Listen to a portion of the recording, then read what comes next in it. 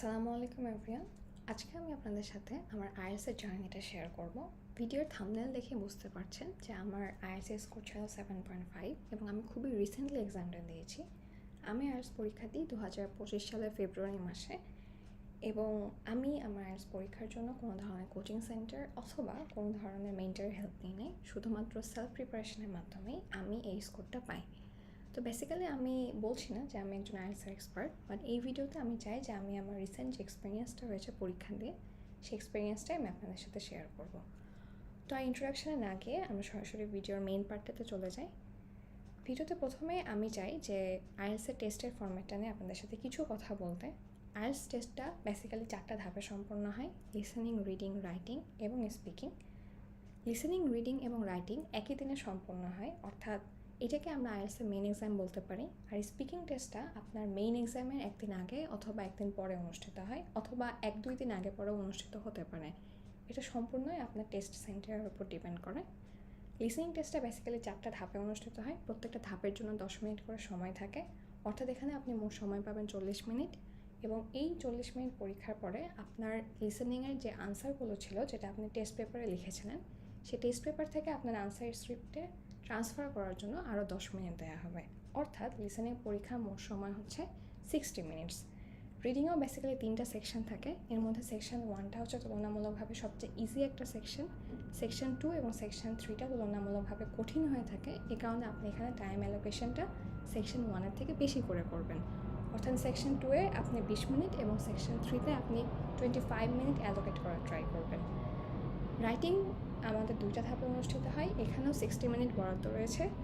প্রথম সেকশন 1 যেটা, সেটাতে আসলে টাইমটা একটু আমরা কম রাখবো, কারণ এখানে মার্কের পরিমাণটা সেকশন 2-এর থেকে কম থাকে। সো বেসিক্যালি আমরা সেকশন 1-এর জন্য 20 মিনিট এবং সেকশন 2-এর জন্য 40 মিনিট টাইম রাখবো। আর স্পিকিংও 3টা পার্টে অনুষ্ঠিত হয়। এই স্পিকিংয়ের 3টা পার্টের মধ্যে ফার্স্ট পার্টটা হচ্ছে ইন্ট্রোডাকশন, সেকেন্ড পার্টটা হচ্ছে কিউ কার্ড। কিউ কার্ড হচ্ছে বেসিক্যালি কোনো একটা স্পেসিফিক টপিকের উপর 2 মিনিট কথা বলা। এবং সেকশন 3টা ডিসকাশন পার্ট। এখানে আপনি সেকশন 2-তে যে কিউ কার্ডের উপর কথা বলেছেন, সেখান থেকে ইলাবোরেটিভ কিছু কোয়েশ্চেন আপনাকে আস্ক করা হয়। এটা হচ্ছে মেন আইএলটিএসের টেস্ট ফরম্যাট পার্ট। এখন আমরা এর পরের ধাপে আসবো। পরের ধাপে আমি লিসেনিং নিয়ে কিছু কথা বলতে চাই। যেহেতু আমি প্রথমে বলে দিয়েছি যে লিসেনিংয়ে 4টা সেকশন থাকে। এর মধ্যে সেকশন 1টা হচ্ছে 10টা কোয়েশ্চেন থাকে এবং এখানে হচ্ছে কনভারসেশন বিটুইন 2 স্পিকার্স, অর্থাৎ 2জন মানুষের মধ্যে কথা আপনাকে অডিও স্ক্রিপ্টের মাধ্যমে শোনানো হবে এবং আপনার এই অডিও স্ক্রিপ্টটা শোনার মাধ্যমে আপনার সেখান থেকে আনসার খুঁজে বের করে আনসার স্ক্রিপ্টটা লিখতে হবে। সেকশন 2টা হচ্ছে মোনোলগ স্পিকিং, অর্থাৎ এখানে একজন মানুষের কথা বলবে এবং সেখান থেকে আপনার আনসারগুলো ফেচ করে আনতে হবে। সেকশন 3-তে এটা হচ্ছে মাল্টিপল স্পিকিং, এখানে অনেকগুলো মানুষ কথা বলবে এবং সেখান থেকে আপনার লিসেনিংটা শুনে আনসার ফেচ করে আনতে হবে। সেকশন 4-এও 10টা কোয়েশ্চেন থাকবে। বেসিক্যালি এইটাও সেকশন 2-এর মতো মোনোলগ স্পিকিং, অর্থাৎ একজন মানুষ কোনো একটা স্পেসিফিক বিষয়ে কথা বলতে থাকবে। বেসিক্যালি সেকশন 2 এবং সেকশন 4-এ সাধারণত যে অডিও স্ক্রিপ্টটা শোনানো হয়, সেখানে কেউ কোনো একটা স্টেটমেন্ট দিয়ে থাকে অথবা কোনো একটা স্পেসিফিক বিষয় নিয়ে প্রেজেন্টেশন করে থাকে। এটার উপর বেসিস করে আপনাকে আনসারগুলো ফেচ করে আপনার লিসেনিং টেস্টটাকে দিতে হয়। এখন লিসেনিং টেস্টের জন্য আমরা অনেকেই যে প্রবলেমটা ফেস করে থাকি যে আমরা অনেকে অ্যাক্টিভ লিসেনার না। তো এই অ্যাক্টিভ লিসেনিংয়ের জন্য আমাদের সর্বপ্রথম লিসেনিংয়ের অভ্যাসটা তৈরি করতে হবে। তো আমি প্রথমেই বলি, রিডিং, লিসেনিং এবং রাইটিং সব কিছু প্র্যাকটিসের জন্য ক্যামব্রিজের নিজস্ব কিছু বই রয়েছে, যেগুলো আপনি তাদের ওয়েবসাইটেও পেয়ে যেতে পারেন এবং যে কোনো পিডিএফ ফরম্যাটও অনলাইনে খুবই অ্যাভেলেবেল, আপনি সেখান থেকে ডাউনলোড করে পড়তে পারেন কিংবা ফিজিক্যাল বুক আপনি বাজার থেকে কিনে নিজে নিজে প্র্যাকটিস করতে পারেন। বাট আইএলটিএসের 1 থেকে 9 বা 1 থেকে 9 পর্যন্ত যে বইগুলো রয়েছে, এই বইগুলোর কোয়েশ্চেন ফরম্যাটের সাথে বর্তমান কোয়েশ্চেন ফরম্যাটের কোনো মিল পাওয়া যায় না। তো আমি বলবো, আপনারা যদি পারেন তাহলে বেসিক্যালি আইএলটিএসের 10 থেকে 18 পর্যন্ত প্র্যাকটিস করার ট্রাই করবেন।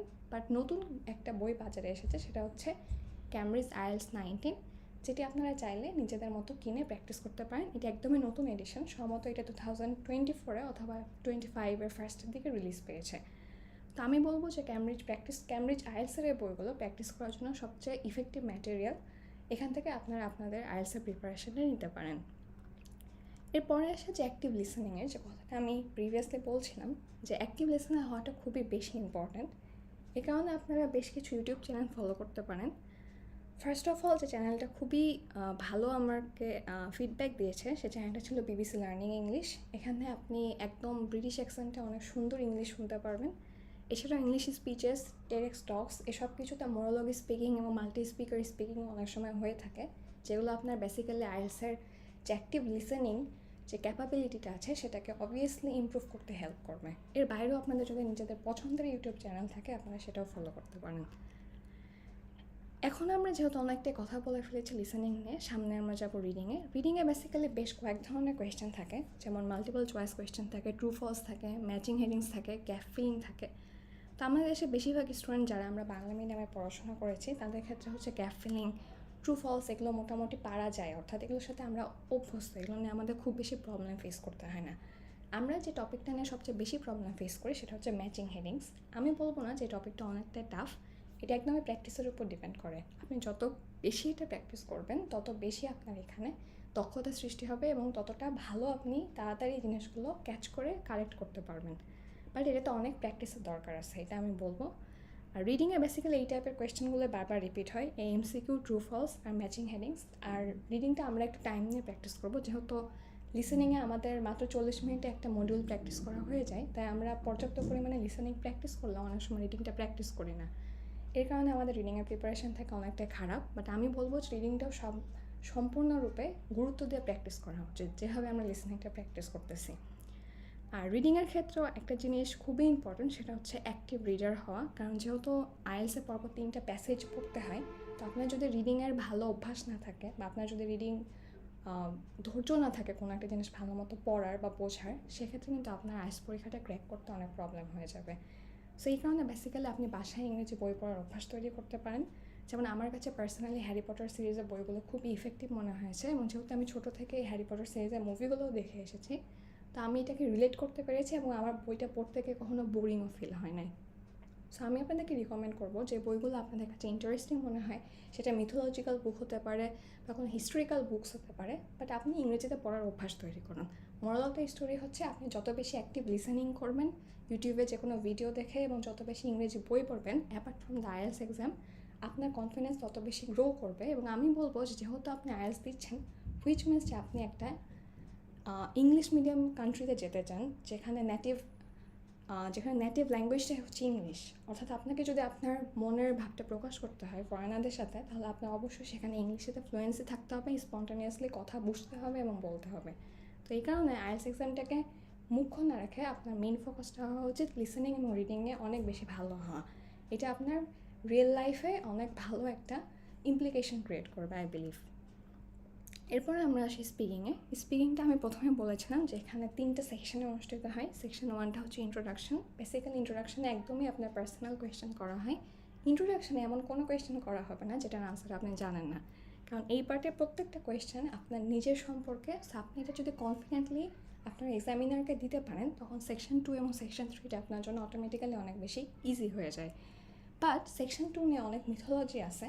ফার্স্ট অফ অল, আমাদের দেশের অনেক মানুষ মনে করেন যে আমরা সেকশন 2টা মেমোরাইজিং আনসার দিয়ে আসবো, অর্থাৎ 60 থেকে 70 কিছু টপিক থাকবে, আমি ওই টপিকটা 2 মিনিটের জন্য মুখস্থ করে ওই মুখস্থ আনসারটা আমরা এক্সামিনারকে বলবো। এইটা আপনার এক্সামে সবচেয়ে বেশি ব্যাড ইম্প্যাক্ট ক্রিয়েট করবে আই মাস্ট সে, এবং আমি গ্যারান্টি দিয়ে বলতে পারি আপনি যদি মেমোরাইজিং আনসার দেন সেক্ষেত্রে আপনার স্কোর অবশ্যই খারাপ আসবে। আমি নিজের এক্সাম্পল থেকে বলি, আমাকে যে টপিকটা দেওয়া হয়েছিল সে টপিকটা ছিল যে describe an incident in which you are fail to keep your promises. অর্থাৎ এমন একটা ইনসিডেন্ট আমাকে ব্যাখ্যা করতে হবে যেখানে আমি প্রমিস রাখতে পারিনি, কাউকে কোনো প্রমিস দিয়েছিলাম কিন্তু প্রমিসটা আমি রাখতে পারিনি। এখন এই টপিকটা কিন্তু আমি বাসা থেকে কখনোই মুখস্থ করে যাই না, বা এটা থেকে আমার কোনো মেমোরাইজিং আনসার দেওয়া পসিবল ছিল না। সো বেসিক্যালি আমি যেটাতে ফোকাস করতে চাচ্ছি যে আপনার স্পন্টেনিয়াসলি আনসার দিতে পারতে হবে। এবং সেকশন 3 যেটা ডিসকাশন পার্ট, এখানেও সেম জিনিস, আপনি কিউ কার্ডে যে টপিকটার উপর কথা বলতেছেন সেটার উপরই আপনাকে এলাবোরেটলি কিছু কোয়েশ্চেন সেকশন 3 বা ডিসকাশন পার্টে আস্ক করবে। এখন আমাকে যে সেকশন 3তে যে কোয়েশ্চেনগুলো আস্ক করা হয়েছিল, যেটা আমি আগেই বলেছি যে আমাকে এমন একটা ইনসিডেন্ট ডিসক্রাইব করতে বলা হয়েছিল in which I fail to keep my promises. So এইটার উপর ডিপেন্ড করে আমাকে সেকশন 3তে কোয়েশ্চেন আস্ক করেছিল যে do you think that keeping promises important, and then আরেকটা কোয়েশ্চেন করেছিল যে in religious perspective what do you think about keeping promises. অর্থাৎ দেখেন প্রত্যেকটা কোয়েশ্চেন কিন্তু আপনার নিজের পার্সপেক্টিভ থেকে দিতে হবে, এটার কোনো মেমোরাইজিং আনসার হওয়া পসিবলই না। সো এই কারণে আপনার অবশ্যই ভালো মতো স্পন্টেনিয়াসলি নিজের মনের ভাব এবং নিজের অপিনিয়ন প্রকাশ করার মতো ক্যাপাবিলিটি রাখতে হবে।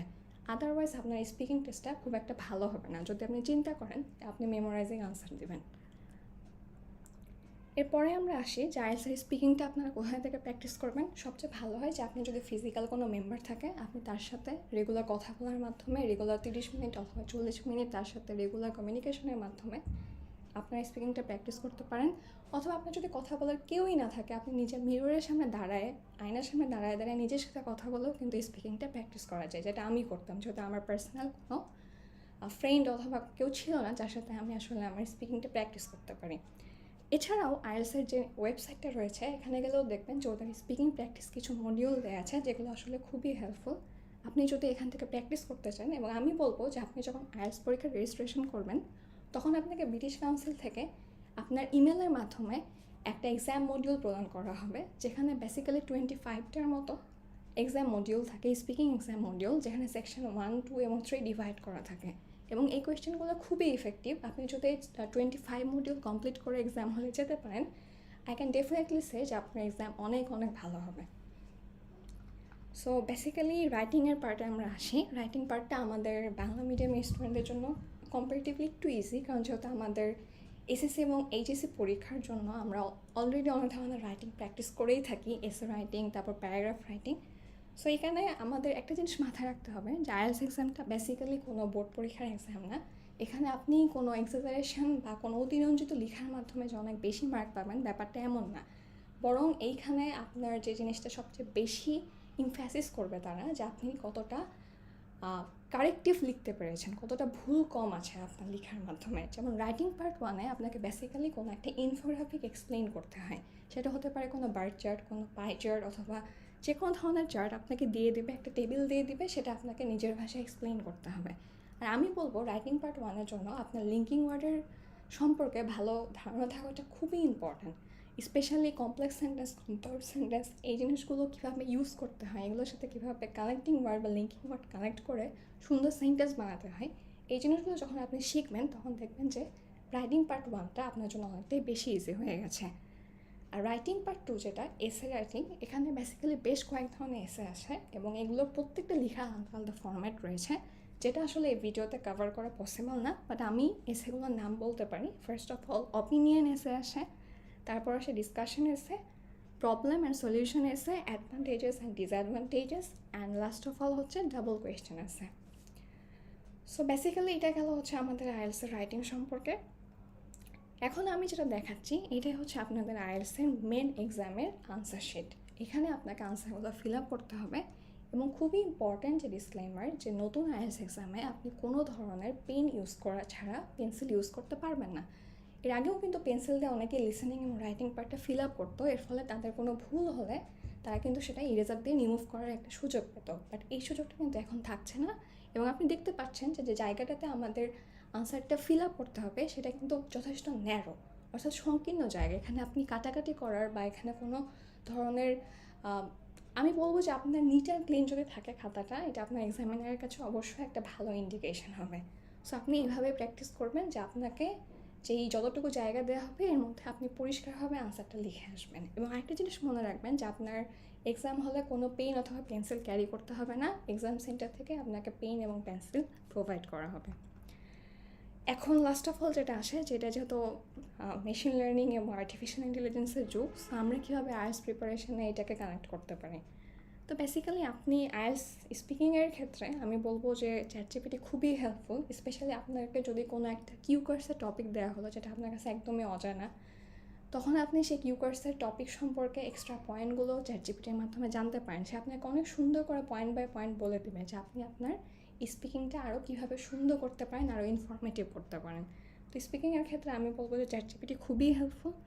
আরেকটা জিনিস হচ্ছে রাইটিংয়ে যখন আপনি স্পেশালি এসে রাইটিংয়ের ক্ষেত্রে যাবেন, অ্যাডভান্টেজেস ও ডিসঅ্যাডভান্টেজেস অথবা কজ সলিউশন যেটাতেই বলেন না কেন, সেখানেও যদি আপনার কোনো স্পেসিফিক পয়েন্ট আপনি নিজে থেকে ভালো পয়েন্ট ক্রিয়েট করতে পারছেন না, সেটা তো আপনি চ্যাটজিপিটিকে বলে দিতে পারেন, প্রম্পট বলে দিতে পারেন যে আমাকে এই টপিকটা সম্পর্কে কিছু এক্সট্রা পয়েন্ট বলো, এটা অ্যাডভান্টেজে কিছু পয়েন্ট বলো, ডিসঅ্যাডভান্টেজে কিছু পয়েন্ট বলো। এইভাবে আপনি আইএলটিএসে আপনার রাইটিং এবং স্পিকিংয়ের ক্ষেত্রে হেল্প করতে পারবে আপনাকে চ্যাটজিপিটি। এছাড়াও হচ্ছে আপনি আপনার রাইটিংয়ের ছবি তুলে সেটা চ্যাটজিপিটিকে দেখাতে পারেন এবং বলতে পারেন যে আপনার লেখার মধ্যে কোনো গ্রামাটিক্যাল মিস্টেক আছে কিনা, অথবা আপনি অনেক বেশি সিম্পল সেন্টেন্স লিখছেন, ওইটাকে আপনি চ্যাটজিপিটিকে বললেন যেটাকে কমপ্লেক্স এবং কম্পাউন্ড সেন্টেন্স কনভার্ট করে ফেলো।